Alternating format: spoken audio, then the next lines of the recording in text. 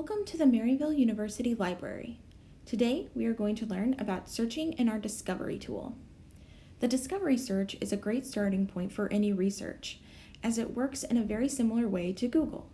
Just like Google will search different places and compile you a list of relevant links, Discovery will search half of our resources to compile you a list of a variety of items, such as books, articles, and ebooks. The Discovery search can be found right on the homepage, just under the red drop-down banner. We can see that it has tabs for full search, books, articles, journals, and media.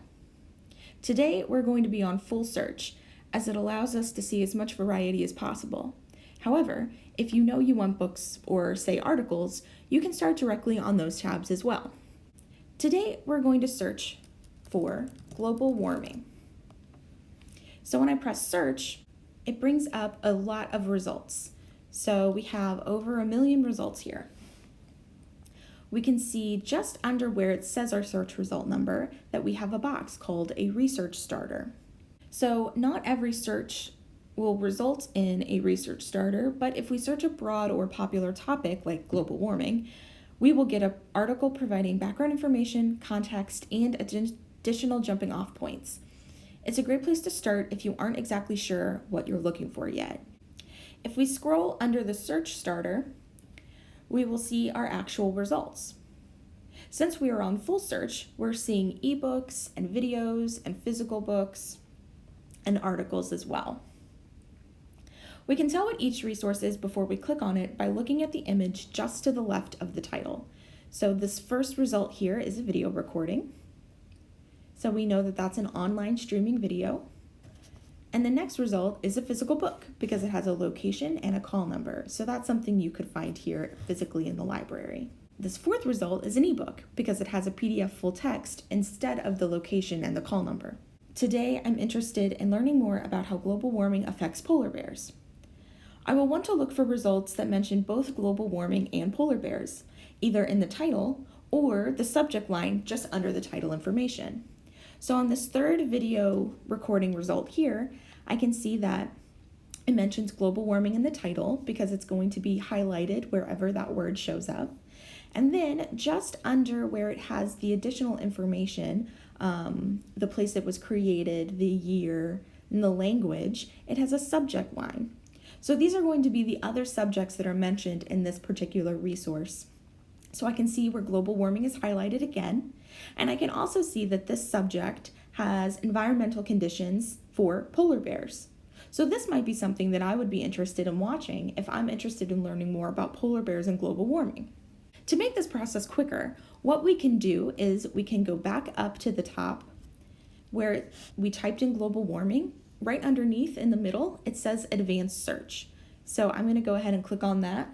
And what advanced search is going to do is it's going to allow us to use more keywords to customize the results exactly to our needs. So before, I was having to scroll through and find where it says global warming and polar bears, but now I can make the database do that work for me. So now in the second line, it kept our global warming. So now in the second line, I'm going to type polar bears. And then I'm going to press search. If I want to customize my search further, I can use the box on the left of the screen. Say I know I need academic sources, such as peer-reviewed articles. Under the section where it says Limit To, I can click on the middle box that says peer-reviewed. This is going to update my search automatically and only show me academic journal articles that have peer-reviewed information. So now I'm down to 11,000 results.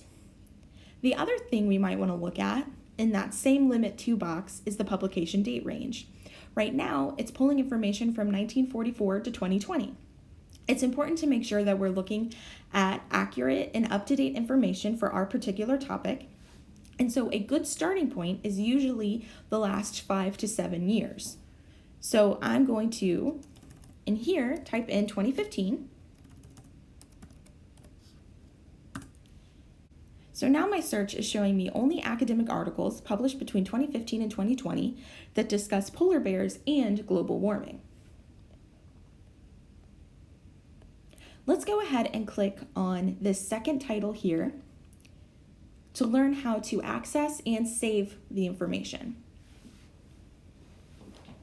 So here we're looking at the record of this particular article. This gives us title information. It gives us information about the authors, the source it comes from, the different subjects that it covers, and then it gives us an abstract, which is a short introduction to the article. So I can see in my abstract that my keywords are still highlighted: global warming and polar bears. If we scroll back up to the top, the easiest way to access the full text of this article will be to click on PDF full text in the left column. Sometimes that'll say view full text. If you click on that, it should also take you to the full text of the article. If we go back, there are other ways we can save this information. Downloading the PDF is the safest way to access the information later, but there are other steps we can take as well.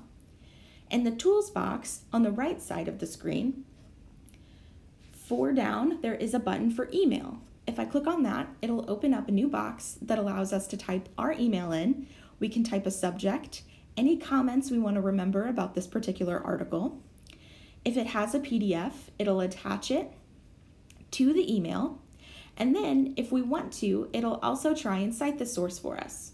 So we can cite in APA and then press send, and it'll send all this information and the PDF directly to our inbox.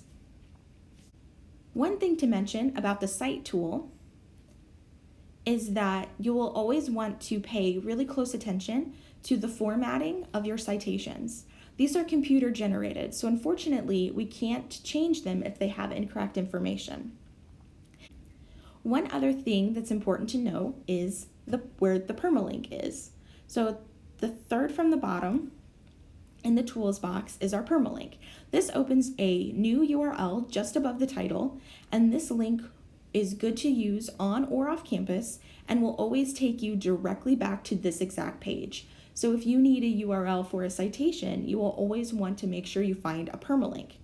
If you try and use the link at the top of the screen, it will not work again later. So you want to make sure you always try and find something that says permalink. That way, if you save the URL, you will be able to access this page again later.